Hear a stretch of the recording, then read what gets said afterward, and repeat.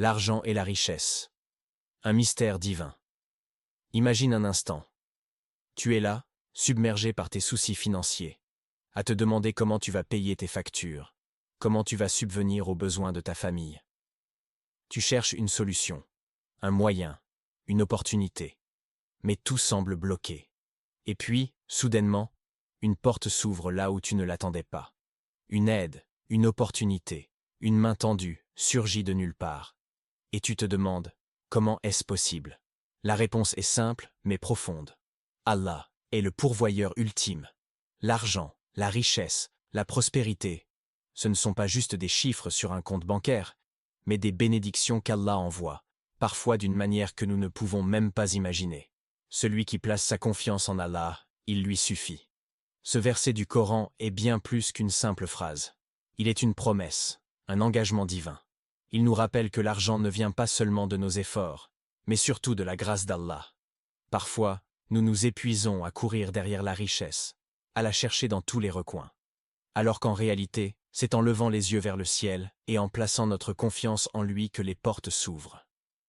Et ce n'est pas juste une théorie. Des milliers, des millions de personnes en ont fait l'expérience. Des situations désespérées transformées en miracles. Des dettes écrasantes, balayées par une opportunité soudaine. Des épreuves du quotidien effacées par une bénédiction venue d'on ne sait où. Le problème, c'est que beaucoup de gens croient que la richesse n'est qu'une question de calcul, d'investissement, de stratégie financière. Mais combien de personnes travaillent dur, sans relâche, sans jamais voir le fruit de leurs efforts? Et combien d'autres, sans même s'y attendre, reçoivent un bienfait, une ouverture, une opportunité qui change leur vie? Allah nous rappelle que la richesse ne se limite pas aux biens matériels. Elle se cache aussi dans la paix intérieure, dans une famille aimante, dans une bonne santé, dans un cœur apaisé. Pourtant, nous avons souvent tendance à ne voir que l'argent sous sa forme matérielle, alors que le vrai risque peut prendre tant de formes différentes. Le verset qui ouvre les portes de la richesse, ce n'est pas un simple verset. C'est une clé, un secret, un chemin que peu connaissent réellement. Et dans cette vidéo, nous allons l'explorer en profondeur. Prépare-toi. Ce que tu vas entendre pourrait bien changer ta perception de la richesse pour toujours. Le verset clé. Un secret divin. Dévoilé parfois, nous nous retrouvons à un carrefour de notre vie, confrontés à des épreuves qui semblent insurmontables. Tout semble fermé, aucun chemin ne se dessine devant nous. C'est dans ces moments-là que ce verset du Coran prend tout son sens. Et quiconque craint Allah, il lui donnera une issue favorable, et il lui accordera ses dons par des moyens sur lesquels il ne comptait pas. Et quiconque place sa confiance en Allah, il lui suffit. Surat At-Talaq, 2-3. Ce verset n'est pas qu'une simple phrase. C'est une clé qui ouvre des portes invisibles. Une promesse qui dépasse l'entendement humain. Allah garantit une issue à toute personne qui place sa confiance en lui. Pas une simple aide, pas une assistance temporaire, mais une véritable ouverture, une solution qui vient de là où on ne l'attendait pas. Le risque. Plus qu'une simple richesse matérielle. Le mot risque est souvent mal compris. Beaucoup l'associent uniquement à l'argent, aux biens matériels. Mais Allah, dans sa sagesse infinie, a fait du risque bien plus qu'une simple somme d'argent. Le risque, c'est cette paix intérieure qui te permet de dormir sereinement. C'est cette famille qui t'entoure et te soutient quand tout semble aller mal. C'est cette opportunité inattendue, ce travail qui te correspond, cet ami qui t'aide au moment où tu en as besoin. C'est la santé, la force de te lever chaque matin et d'avancer malgré les épreuves. Et parfois, le risque est invisible. C'est le danger dont Allah t'a protégé, sans même que tu le saches. C'est cette erreur que tu as évitée, sans en comprendre l'importance. C'est ce malheur qui t'a épargné, sans que tu t'en rendes compte. La véritable confiance en Allah. Mais alors, comment accéder à cette promesse divine? La réponse est simple et profonde à la fois. Et quiconque place sa confiance en Allah, il lui suffit. Avoir confiance en Allah, ce n'est pas simplement prononcer des paroles creuses. Ce n'est pas attendre passivement que tout tombe du ciel. C'est faire les efforts nécessaires, tout en étant convaincu qu'Allah détient la meilleure des solutions. Regarde la nature. L'oiseau quitte son nid chaque matin sans savoir où il trouvera sa nourriture, mais il part quand même. Il agit. Et Allah lui accorde sa subsistance. La mer ne s'arrête jamais de bouger. Et pourtant, elle suit toujours son cours, guidée par une force invisible. Le feu consomme ce qu'il touche, mais il éclaire aussi l'obscurité. Tout dans la création fonctionne avec une harmonie parfaite. Alors pourquoi douterions-nous qu'Allah, qui a tout créé, puisse pourvoir à nos besoins? Si aujourd'hui tu traverses une épreuve, si tu te demandes comment tu vas t'en sortir, souviens-toi de ce verset. Il contient un secret puissant, une force qui dépasse toutes les stratégies humaines. Fais les efforts nécessaires, mais surtout, place ta confiance en Allah.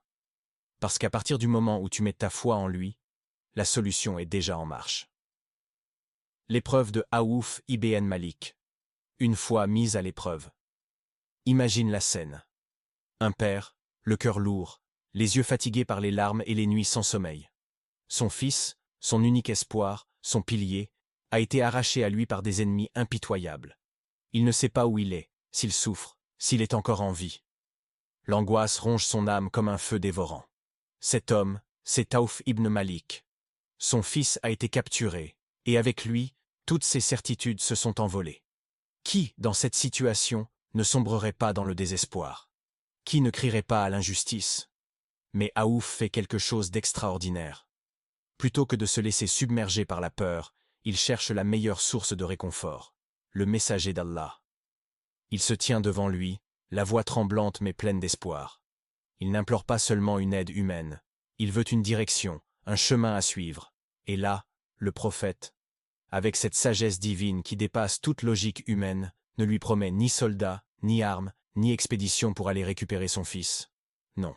Il lui donne une clé, une arme plus puissante que toutes les épées, dit « La hawla wa la quwwata illa billah ».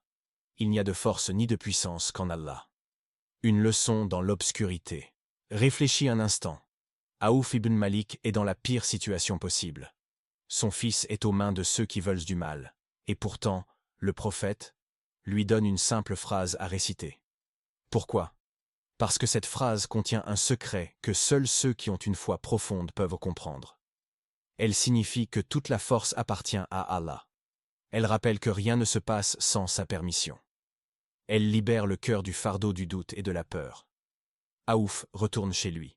Il n'a pas d'armée, pas de stratégie militaire. Mais il a cette phrase, et il la répète. Encore et encore. Avec conviction. Avec espoir. Avec la certitude que si Allah veut, un miracle se produira. Le miracle inattendu, et ce miracle ne tarde pas. Son fils, captif, enfermé derrière des chaînes et des murs, se retrouve soudainement libre. Comment? Personne ne peut l'expliquer. Ses ravisseurs l'ont oublié, négligé, sous-estimé, et dans un moment d'inattention, il s'échappe. Mais ce n'est pas tout. Allah, dans sa générosité infinie, ne se contente pas de libérer le jeune homme. Il lui permet de repartir avec un immense butin, plus de 4000 moutons, qu'il ramène à son père. Ce qui devait être une tragédie se transforme en victoire éclatante. Ce qui semblait une perte irréversible devient un cadeau divin. La puissance de la foi. Aouf ibn Malik a compris une chose que peu comprennent réellement. Quand on remet sincèrement nos affaires entre les mains d'Allah, il nous ouvre des portes que nous ne soupçonnions même pas. Ce n'était pas une coïncidence. Ce n'était pas de la chance. C'était la récompense de la confiance absolue en Allah. Aujourd'hui encore, cette histoire nous enseigne une vérité puissante. Lorsque tout semble perdu, lorsque l'espoir semble s'éteindre, c'est précisément à ce moment-là qu'Allah agit de la manière la plus extraordinaire. Mais la question est, avons-nous réellement cette confiance en lui? La clé de toutes les solutions. La confiance en Allah. Pense un instant à toutes ces fois où tu t'es inquiété. Ces nuits où le sommeil te fuyait. Ces journées où l'angoisse pesait sur tes épaules. Combien de fois as-tu cherché des solutions, multiplié les efforts, et malgré tout, rien ne semblait bouger. Puis, sans prévenir, la situation s'est débloquée. Une opportunité inattendue, une aide venue d'une personne improbable, un problème qui s'est miraculeusement résolu. Tu croyais que tout venait de toi, mais en réalité, c'était Allah qui agissait en coulisses. C'est exactement ce que nous enseigne l'histoire de Aouf ibn Malik. Quand on place sa confiance en Allah, il ouvre des portes là où il n'y en avait pas. Mais alors, comment développer cette confiance absolue? Comment faire pour que nos soucis se transforment en bénédictions? La patience, la piété et l'effort, un trio infaillible. La patience n'est pas juste le fait d'attendre passivement que les choses changent. Non. Elle signifie persévérer, croire fermement que la solution viendra au bon moment, même si elle tarde. La piété, elle, est le bouclier invisible qui protège et attire les bénédictions. Lorsque tu marches sur le chemin d'Allah, lorsque tu respectes ses commandements et que tu t'éloignes de ce qu'il interdit, il place sur ta route des facilités que tu ne peux même pas imaginer. Et puis, il y a l'effort personnel. Faire confiance en Allah ne signifie pas s'asseoir et attendre que l'argent tombe du ciel. Non, le prophète nous a enseigné que l'homme doit faire les causes. Travailler, chercher, avancer, tout en ayant la certitude que le résultat final appartient à Allah. C'est cette combinaison, patience, piété et effort, qui transforme les obstacles en tremplin vers la réussite. Une leçon dans la nature. Les oiseaux et la subsistance. Regarde les oiseaux. Chaque matin, ils quittent leur nid, le ventre vide. Ils ne savent pas où ils trouveront leur nourriture, ni comment ils survivront à la journée. Et pourtant, ils partent. Ils n'attendent pas. Ils ne doutent pas. Et qu'arrive-t-il?